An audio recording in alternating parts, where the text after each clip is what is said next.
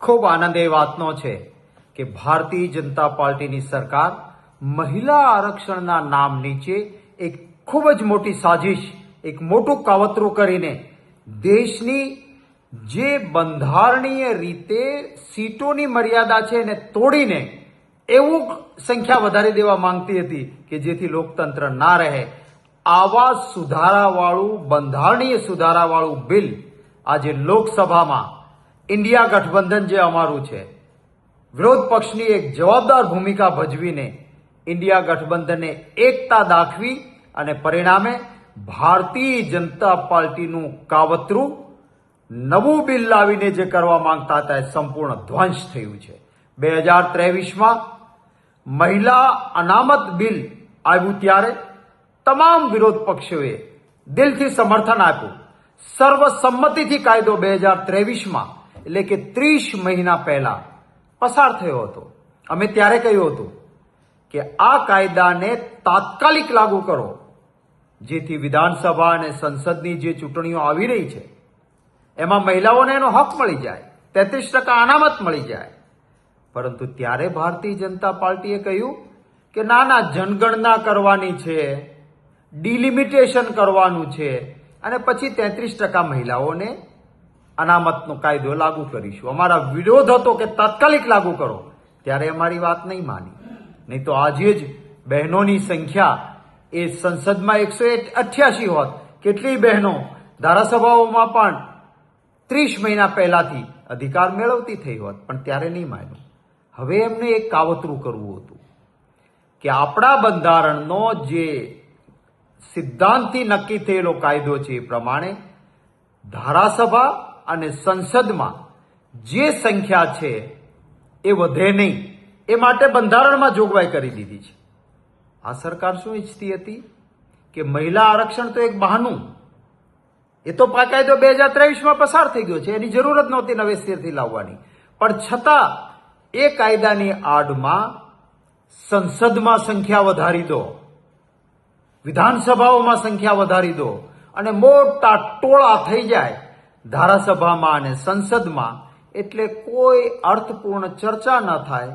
પ્રજાના પૈસા ખૂબ સંસદ સભ્યો, ધારાસભ્યો વધે એટલે બેફામ રીતે વપરાયા કરે અને એમની રોટલી જે પકવવાની છે લોકશાહીને નેવે મૂકીને એ ચાલ્યા કરે.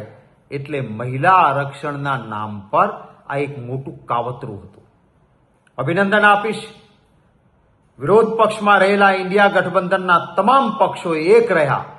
ખૂબ સાજિશ થઈ તો પણ એમની સામે ઝૂક્યા નહીં અને વિરોધ પક્ષની એકતાના કારણે ભારતીય જનતા પાર્ટી જે બંધારણીય સુધારો ગમે તે રીતે કરી લેશું એમ કરવા માંગતા હતા એ નેસ્ત નાબૂદ થયો અને લોકશાહીની જીત થઈ છે. સંસદમાં આ કાવતરાવાળું બિલ એ ખારીજ થઈ ગયું, રદ થઈ ગયું છે. ફરી વખત અમે માંગણી કરીએ છીએ, આવો તમામ વિરોધ પક્ષ ટેકો આપશે. તમે જે 2023માં કાયદો સર્વસંમતિથી અમે પસાર કર્યો છે એ કાયદો તાત્કાલિક લાગુ કરો. તમે જે બાના કાઢ્યા હતા એ વખતે કે જનગણના પછી કરીશું, ડિલિમિટેશન પછી કરીશું અને બાજુએ મૂકો, જે અત્યારે છે એમાં જ મહિલાઓને 33% અનામત તાત્કાલિક આપી દો. અમે બધા જ સમર્થન કરવા માંગીએ છીએ. હકીકતમાં ભાજપને મહિલાઓ માટે કોઈ પ્રેમ નથી. એમની માનસિકતા મહિલા વિરોધી છે. એ તો રાજીવ ગાંધીજી હતા કે જેમણે એ સમયમાં 33% મહિલાઓ માટે અનામત જિલ્લા પંચાયત, તાલુકા પંચાયત અને મહાનગરપાલિકામાં આપી દીધી. અને એટલે આજે આપણી ગુજરાતમાં પંચાયતોની, નગરપાલિકા, મહાનગરપાલિકાની ચૂંટણીઓ યોજાય છે, એમાં બહેનોને જે પ્રતિનિધિત્વ મળે છે એ સ્વર્ગસ્થ રાજીવ ગાંધીજીના બંધારણીય સુધારો કરીને મહિલાઓને અધિકાર આપ્યો એના માટે થયું છે. હવે સંસદ અને ધારાસભામાં પણ તાત્કાલિક લાગુ પડવા માટે અમે માંગ કરીએ છીએ કે લાવો આને કરીએ. અરે કોંગ્રેસ પાર્ટી છે કે જે હવે બહુમતીમાં હતી આઝાદી પછી, અનેક બીજા દેશો, ઇંગ્લેન્ડ હોય કે બીજા દેશો હોય, મહિલાઓને મતોના અધિકાર માટે વર્ષો લાગ્યા હતા. એ કોંગ્રેસ પાર્ટીની બહુમતીવાળી સરકાર આઝાદી પછી હતી કે મહિલાને તરત મતોનો અધિકાર આપ્યો. આ દેશમાં પ્રથમ વડાપ્રધાન મહિલા બન્યા તો એ કોંગ્રેસ પાર્ટીના કારણે બન્યા. આ દેશના પ્રથમ રાષ્ટ્રપતિના પદ પર મહિલા ગયા તો એ કોંગ્રેસ પાર્ટીના કારણે ગયા. દેશની સૌથી મોટી સંસદ કહેવાય એમાં, દુનિયાની મોટામાં મોટી લોકશાહીની આપણી સંસદમાં સૌથી પહેલા સ્પીકર એટલે કે અધ્યક્ષ એક શેડ્યુલ કાસ્ટ દલિત પરિવારમાંથી આવતા મહિલા સ્પીકર પહેલી વખત બન્યા તો એ કોંગ્રેસ પાર્ટીએ મીરા કુમારજીને આપ્યા હતા. કોંગ્રેસ પાર્ટીએ હંમેશા મહિલાઓનું સન્માન કર્યું છે.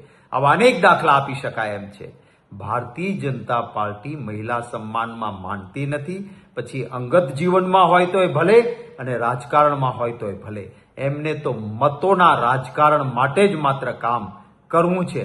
ફરી વખત અમે માંગ કરીએ છીએ કે મહિલા આરક્ષણ બિલ 2023માં સર્વસંમતિથી પાસ થયું છે. આ સરકારે એને મોડા કરવાનો જે નિર્ણય કર્યો છે એને બદલે તાત્કાલિક લાગુ કરે આવે અમે સર્વસંમતિથી ટેકો આપીશું. પરંતુ પ્રજાના ખર્ચે મોટા ટોળા કરી દેવા, સીટો વધારી દેવી અને લોકશાહીનું ખૂન કરવું, બંધારણનું ખૂન કરવું, આ કરવા નીકળ્યા હતા. ઇન્ડિયા ગઠબંધનની એકતાએ આજે એમને હાર આપી છે.